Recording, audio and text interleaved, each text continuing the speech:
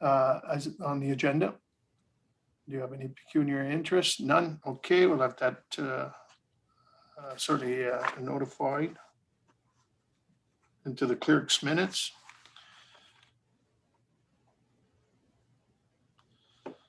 Minutes of the regular council meeting. We need a motion on those minutes of January the 12th, and then we had the special council meeting, January 13th. That was our budget members of council. If I could have a motion on those minutes. Councillor Dowie, Councillor Jobin, on those minutes, any errors or omission as presented? None, all in favor? Opposed, if any, that's carried. Thank you. We do have supplementary agenda adoption requirements. So if I could have a motion, and that's on the OPP service agreement. On that, could I have a motion on this up? Councillor Houston, Councillor Tonio, all in favor? Opposed, if any, that's carried. Thank you. We have no delegations this evening, members of council, but we do have 8 items of communications for information. So if I could have a motion on receipt. Councillor Altenhoff and Councillor Jobin, all in favor? Opposed, if any, that is carried. I said no delegation. Well, we got is he for the report or is he going to be here for delegations? Through you, your worship, Solicitor Ed Hooker is here in the event council may have a question with regards to the bylaw that's on the agenda this evening with respect to the work agreements. All righty.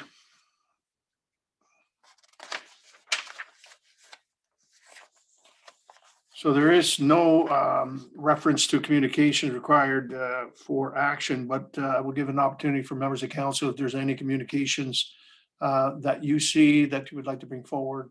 Now's your opportunity. Councillor Dowie. Thank you, Your Worship. I read with sincere interest the resolution from the Township of Larder Lake, which speaks to AMO provided 7 recommendations to address insurance issues with the 4 municipalities. And so it's really calling on the province to implement those 7 AMO recommendations. And certainly this is, I think, a motion I'd like to support, or this is the type of resolution I would like to support, because I think the reform is possible, and better managing our risk with the right tools. So if council's so interested, I certainly would like to put forward an endorsement of this resolution. Well, that's certainly, I think it's appropriate. I know this is, for most of us, the joint several liability has been an issue for a long time. And just want to make a comment. The Attorney General was asked that question at the Roma conference on Monday. I don't know if those who were there as delegates, one of the points that he brought forward, and he understands the whole issue of, the Saskatchewan model and this and so forth.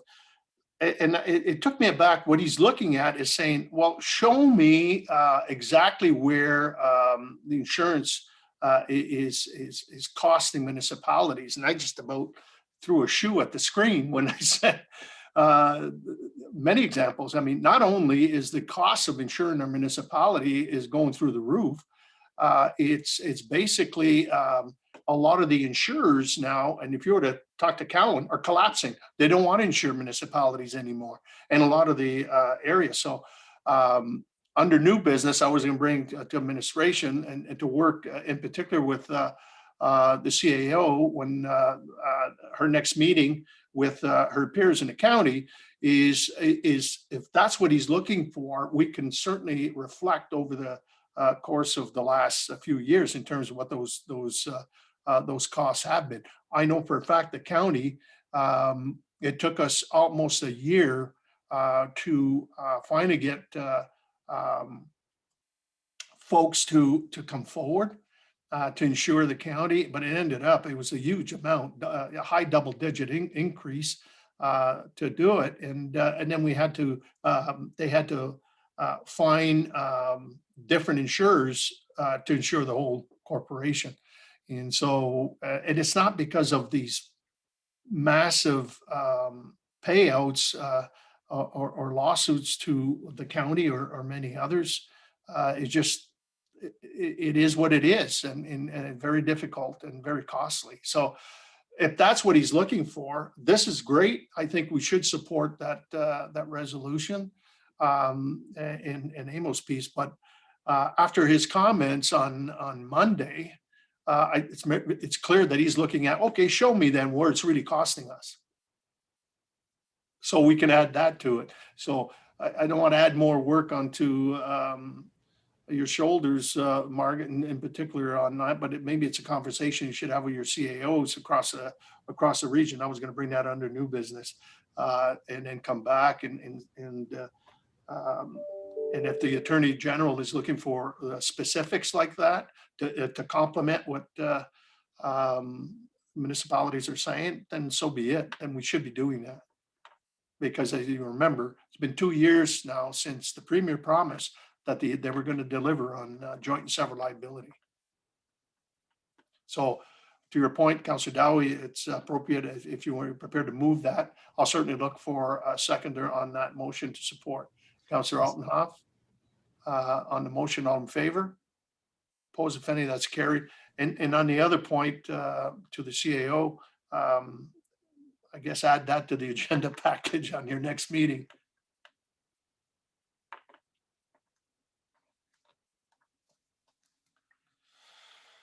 Okay, reports. We'll move on to the corporate services. Our clerk, it's the 2021-2 open and closed meetings, that the report regarding the 2020 open and closed council meetings be received. Councillor Houston and Councillor Jobin. All in favor?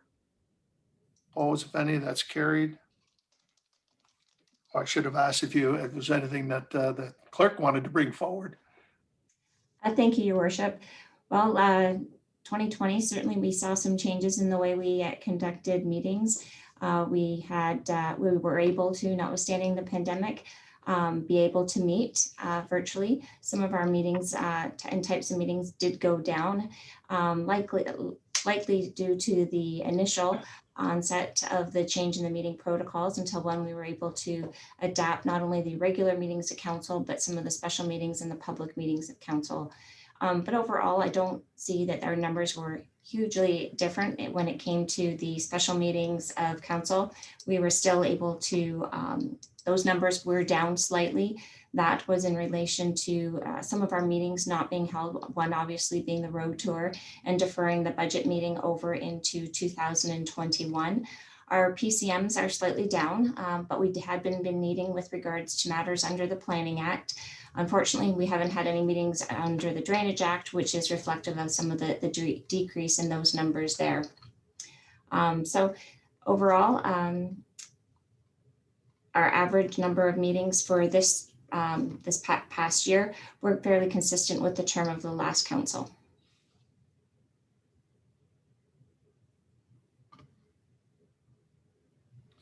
Okay. Any questions or comments? I know I apologize to the clerk. I jumped the gun on that, but I think there's nothing out of the ordinary here, so it's been duly moved and supported and acted upon. We'll move on to our financial services, and before I asked Zora to bring the report forward, I certainly want to take this opportunity to offer our condolences to our treasurer on the loss of his father, as we all know. And so anyway, just remember to keep the, Tom's family and in particular his immediate family and his extended family, keep them in your thoughts and certainly in your prayers as you move forward. So I'll ask Zora if you want to bring that report forward.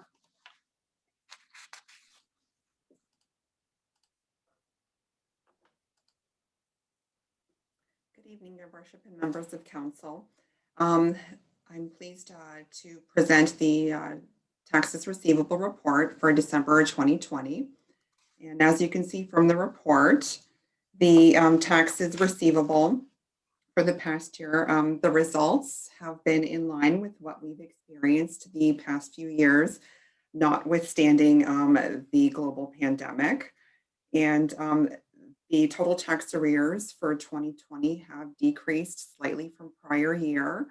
And this can be attributed to, we've had several, about half a dozen properties that had significant tax arrears that were sold. And we've had maybe about a dozen properties that had significant arrears that made significant payments to either settle their accounts or bring their taxes outstanding significantly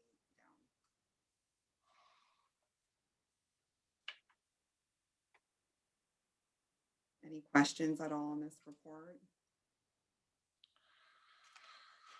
Then if there's no questions to the deputy, can I have then a motion to receive the report as presented to Councillor Dowie, Councillor Altenhoff? No further questions or comments, all in favor?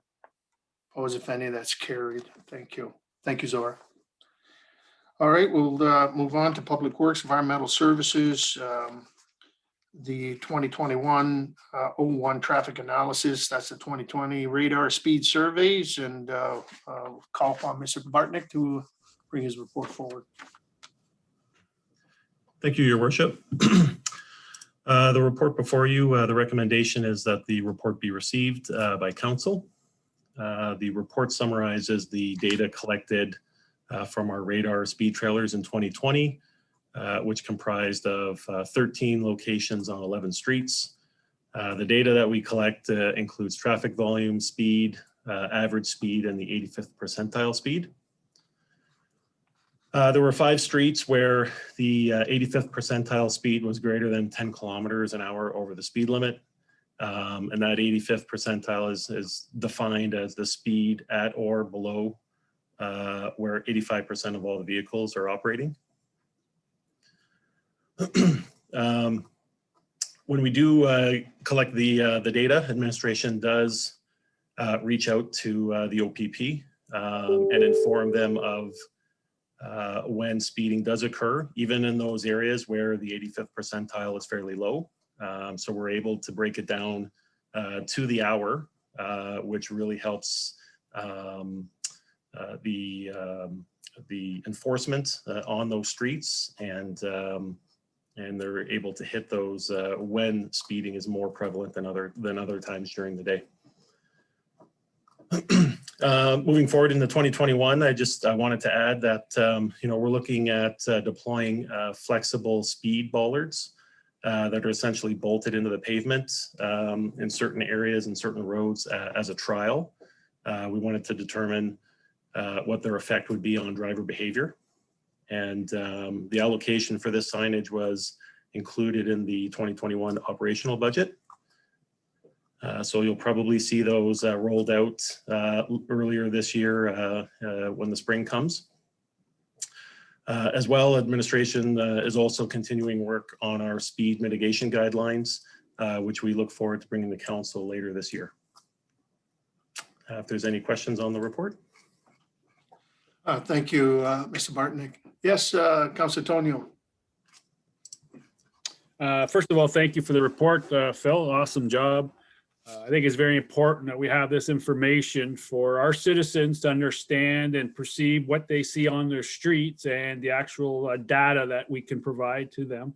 And also it helps the resources of our neighbor next door at the police station, and better utilize their resources instead of just putting them on a street because we see their complaint, but really there's no fact behind, or not too much facts behind that issue. So I think it's a great resource that we can better service our community, keep it safe, and continue forward providing information to our citizens, not just in the enforcement level when it comes to policing. But great job.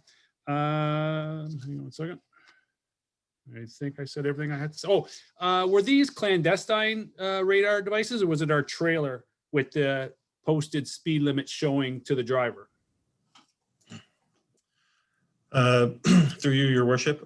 So we do have two speed trailers that actually display what the speed is when the vehicle drives by. And we also have two, I guess what's often referred to as a kind of a covert devices. And those are typically mounted on telephone poles or hydro poles. So it's kind of a combination or a mixture of the units that do get deployed. When we do roll out those flexible bollards, I think it's our intent to deploy those covert boxes, get some speed data before the signage is installed, and then keep them installed after the signage is installed, just to kind of, compare driver behavior before and after the signage is installed, just to get a sense of how effective they really are.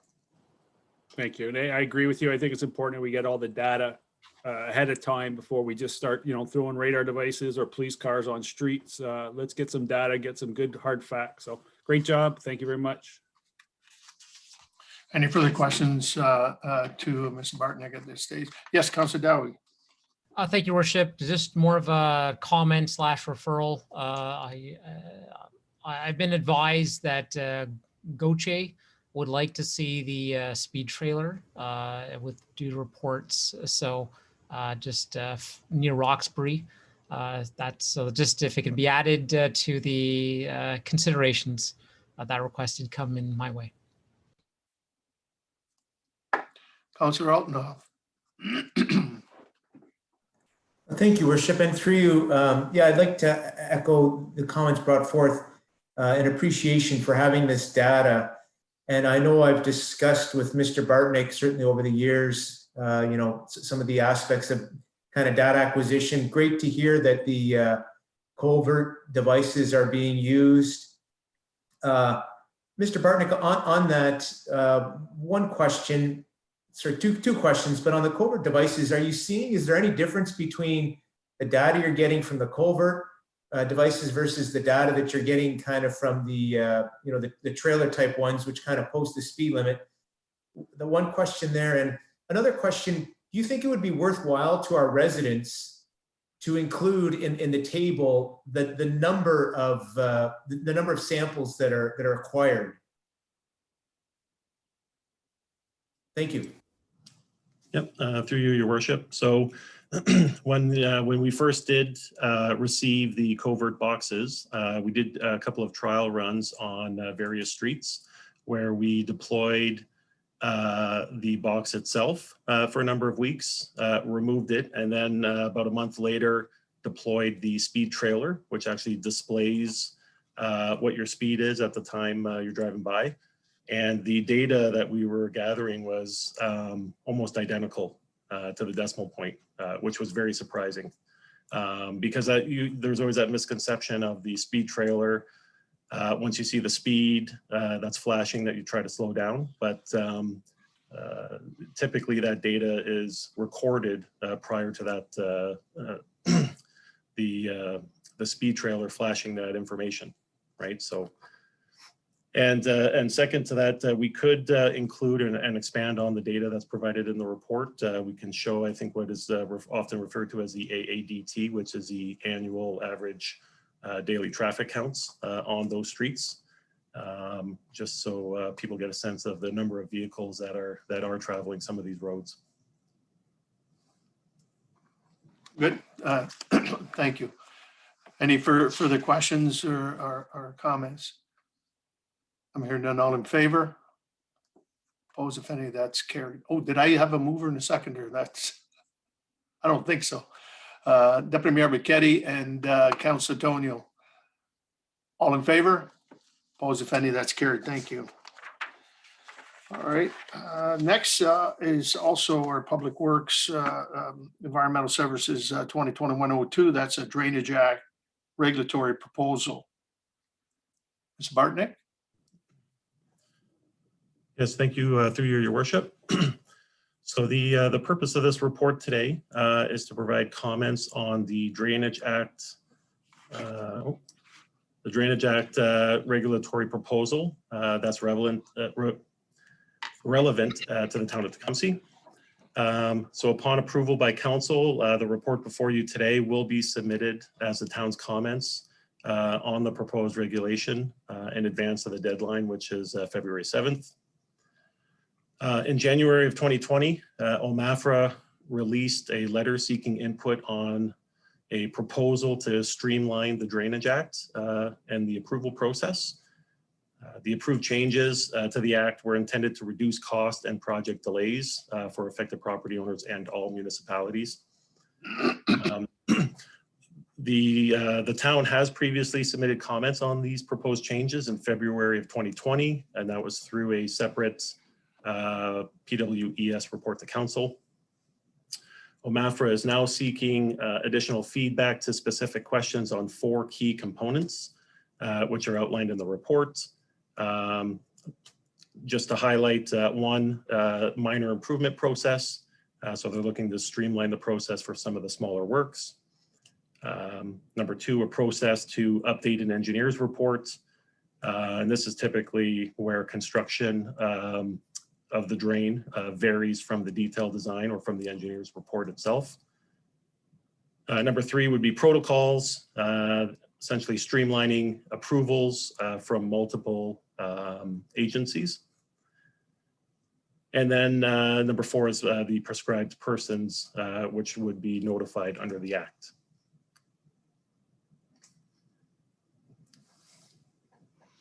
Any questions or comments to the report? Yes, Councillor Jobin. Certainly, through you, Mr. Mayor, to Mr. Bartnick. It's just more of a comment.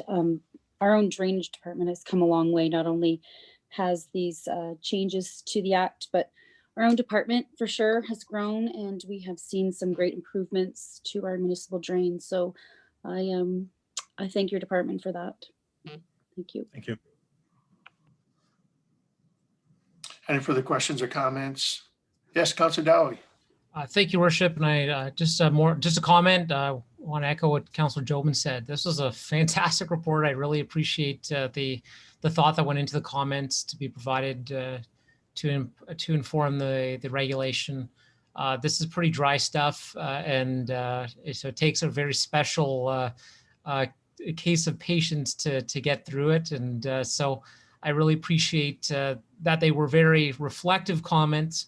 And that they were all geared towards improving the process for residents and staff alike to make it easier to get through drainage considerations.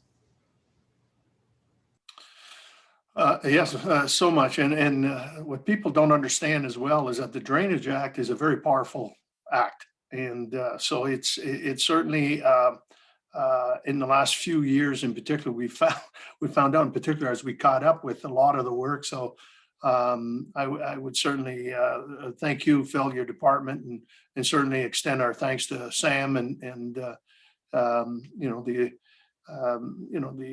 drainage department in particular, where they've done some absolutely marvelous work in the last little while and so forth. But again, I think people have to appreciate that it's more than just a ditch, but boy, the legislation is very powerful.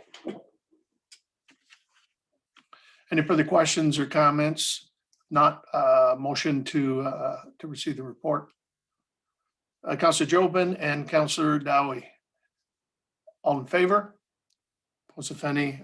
That is carried. Thank you. All right, Madam Clerk, we have bylaws. Thank you, Your Worship. We have 3 bylaws on the agenda this evening. The first is for the adoption of the budget and estimates for the year 2021. And bylaw number 2021-05 authorizes the execution of the minutes of settlement with the Windsor Utilities Commission and the City of Windsor concerning the water servicing agreement between the parties. I will note that should any members of council have a question with regards to this particular bylaw, Solicitor Ed Hooker is with us this evening to assist in addressing those questions. And we also have bylaw number 6, and this also authorizes the signing of the agreement with the Solicitor General for the provision of policing services as reported on at the last meeting of council for a 3-year term. All right. All I would like to add, just in particular on bylaw 5, is I want to thank Mr. Hooker and certainly administration. This has been a long, drawn-out process, but I think at the end, I think council, I'm not to speak for all of them, but I'm sure that I just want to extend my thanks. A job well done, and for holding the fort. And so I think at the end, this is as good move forward agreement than was humanly possible. So thank you for your level of commitment on this file, as well as administration for holding tight. And so this agreement, we can move forward, and I think it's going to add clarity for us moving forward. So I think it's well thought of. So 2 readings on the bylaws, moved by Councilor Tonio, and I have support Councilor Houston. On the 2 readings, any questions or comments? We heard none. All in favor? Opposed, if any, that's carried. And 3 readings is in order. Deputy Mayor Bichetti and Councilor Jobin. All in favor? Opposed, if any, that's carried. Mr. Hooker, thank you. Thank you. Good evening, everyone. Good evening. Finished business. Before I go to certainly a new business, I want to take this opportunity to congratulate Councilor Jobin on her being elected chair of the Essex County Conservation Authority. I know Councilor Jobin has served 2 years as the vice chair, and now will lead IRCA and for 2 years. So I want to take this opportunity, Councilor Jobin, to congratulate you on behalf of all of us. We're proud of you, and whatever we can do to to help you achieve your goals, certainly at IRCA, we're here to support you. And in the same token, looking at continue to build a strong bridge in relationship with the Conservation Authority. And so congratulations. Thank you very much, and I appreciate everyone's support. Thank you.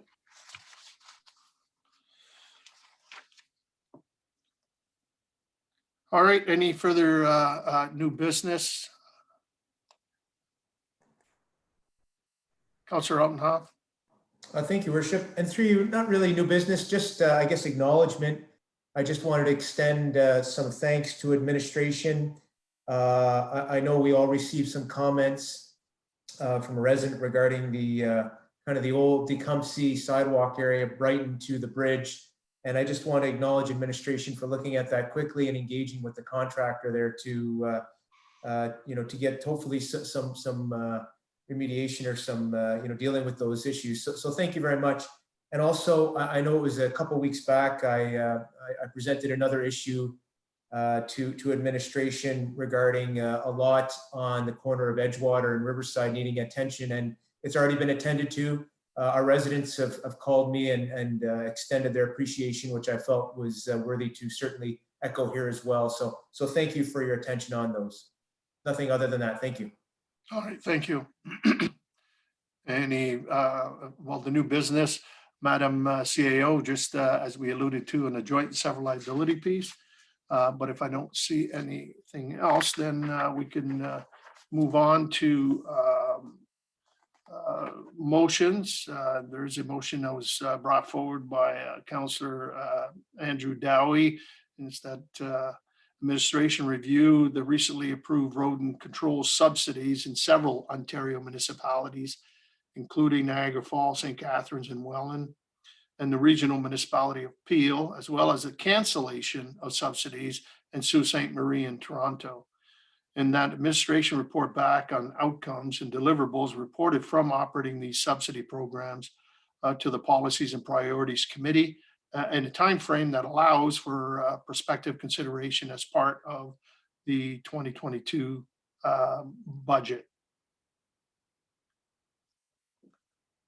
So Councillor Dowie, you're prepared to move your motion?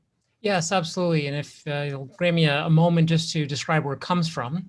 A couple of reasons. One, as part of our budget consultations, this was a big ask that had been reported from residents of the community that they wish to see an enhancement of rodent control and that actually resolve the rat issue. That I think is beyond our ability to resolve the issue because no municipality has resolved the rat issue. But it does appear as if these municipalities have made an effort that is different than what others have done. And there are many of them in the province of Ontario. So I'm very curious to know why they're trying it out, what they're trying out, and what they're reporting as results. And that way we can certainly look at this issue and how to improve upon it with the expectations of our residents. So that is the reason for me bringing this forward today. Okay, thank you. And support Deputy Mayor Bichetti.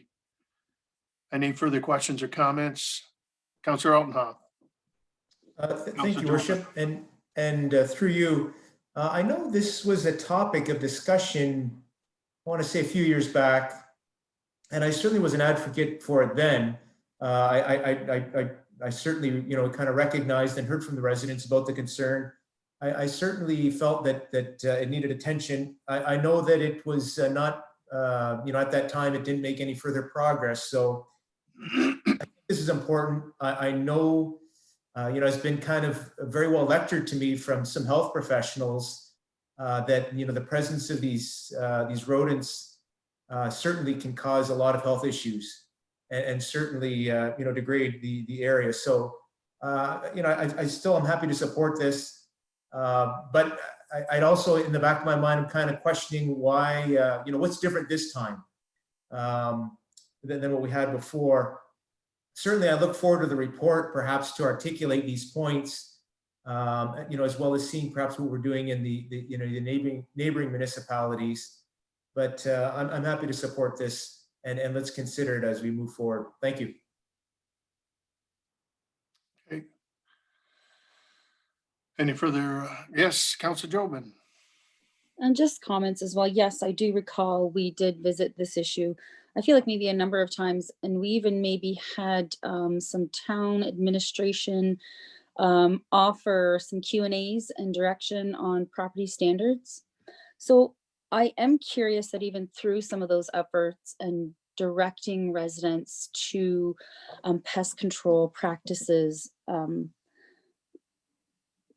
I don't see it in our area. So clearly it hasn't been resolved. So can you say that it has grown to a bigger issue or still has maintained its, let's say, leverage?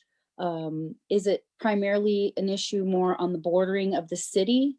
Because they have, from what I've read, they have a bigger problem. So are they just streaming into our area or, but the look of it, that is part of the request of your report. So we will get more answers. But if you know something just off the top of your head or from experiences you're getting often, I'm just curious about that.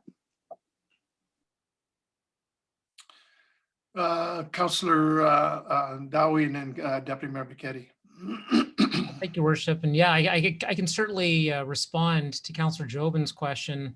I believe I'd argue I get more calls on this than the town might. Given the stats that have been shared with me. So I'm not sure why that is, but this is a very frequent ask. And there's a feeling of, I don't want to call it hopelessness, but that a resident alone is not able to impact the behavior of the residents in terms of feeding, feeding squirrels, feeding birds, etc., and having the rats reside near or on your property. Even though the food source is not on your property. And there is certainly a common ask that something a bit more intensive than what we've brought forward is what's needed to reduce the incidences of rats being seen in backyards and in front yards for that matter. That the problem does not seem to be abating even with the reforms that we brought in several years ago. Deputy Mayor. Thank you, Your Mayor, through you. Maybe a question when the report comes back, if possible. I don't know if we do keep track of the data of complaints. When complaints are called and are logged into the building department or whatever computer program we have that go into, is it possible to go back to the time when we did enact the hard side container? There was a lot of issues. Again, it's still prevalent, obviously. That's why the motion's here before us, because it's still an issue. However, is it more, is it less compared to what it was 2 years ago? And then to go even further, I know our clerk, Laura, when we enacted the cat spay program, back then I really didn't hear a lot. Now, less cats, more rats. If we have that data, it'd be interesting to look at to see if a lot of these things that we're doing kind of, reverses the issues and causes another issue. So if that is available in our tracking, it'd be good to know. Thank you. Madam CAO.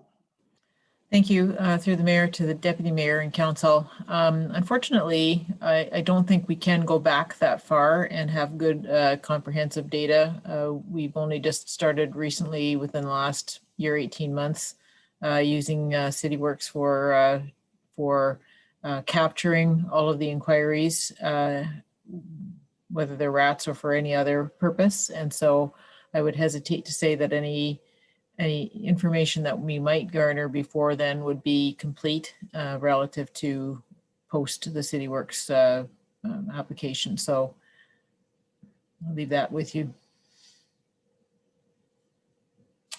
Yeah, and no, okay, I'll hold back. Councilor Tonio? Yeah, back to Councillor Jobin's questions and Councillor Dowie's answers. I concur with that issue. It's a major issue in my ward. A lot of concerned citizens with it. What appears to be is, like, as we decrease the habitat and take over the fields that we have planned for commercial or residential, it appears to reduce the habitat for the rats, and then they end up in our residential backyards and things like that. So I think it's a program that we should research and find out if there is something we can help our citizens with. So thank you. Yeah, and the one thing what I like about the motion itself, it has balance in it, because it's got the side of those communities that are looking at implementing, and others that have said, okay, we give up, and they're canceling those subsidies. So I'd be curious to see why Sault Ste. Marie, Toronto, and so forth. There's no question. I mean, habitat, how we, property standards and habitat and food source are the key component. And I mean, it was alluded to in terms as subdivisions and a lot of the works that are happening in the Amy Croft area, for example. It's disturbing habitat, not only for rats, but possums and skunks and so forth. We're probably going to see a lot more movement, certainly in the spring, with all the activity that's happening, certainly in that area, and so forth. But I think the motion, and you hate to add more work to administration, you're busy enough as to speak, but I think this motion is well balanced because it looks at both sides. And I think what I'm curious at is when there is a report that comes in the area, is to see what the environment is within that area. I know they migrate quite a bit and so forth, but there has to be a reason. Food source, and the other is our mild winters anymore. I mean, at one time, Mother Nature did its work, but that's not happening anymore because of the mild winters and so forth. So I certainly support the motion, and because of the balance of it. Councillor Jobin, I think you did have your hand up. I was just gonna make light of the situation and say, what if we put a pause on the spay and neuter program and bring back the cats for a little bit? No, not funny. That's Nobody's laughing. all we're doing is trying to solve a And problem we by need some creating another. snakes too. And we need some snakes. We need some snakes. The snakes will get the nests as well. So anyhow, alrighty. All right, so on the motion, all in favor? Opposed, if any, that's carried. Confirmatory bylaw, members of council, being that we need a motion to confirm the proceedings of our meeting this evening, and that council and the corporation town of Tecumseh be given first, second, and third reading.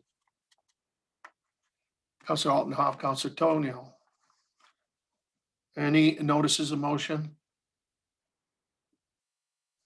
Then our next meeting, members of council, will be Tuesday, February the 9th, 7 p.m., regular council meeting. And with that, if there's no further questions or comments, then adjournment is in order. Councilor Altenhoff, Councilor Tonio, all in favor? Opposed, if any? That is carried. Members of council, thank you very much for your indulgence this evening, and members of administration. And for those who are streaming from home, thank you. And once again, congratulations to Councilor Jobin. And you got now you got a lot of work to do. Yes, yes. Looking forward to it. Yeah, if you can keep those lake levels subsiding, that'd be a great show. So with that, ladies and gentlemen, bid you good night. Good evening.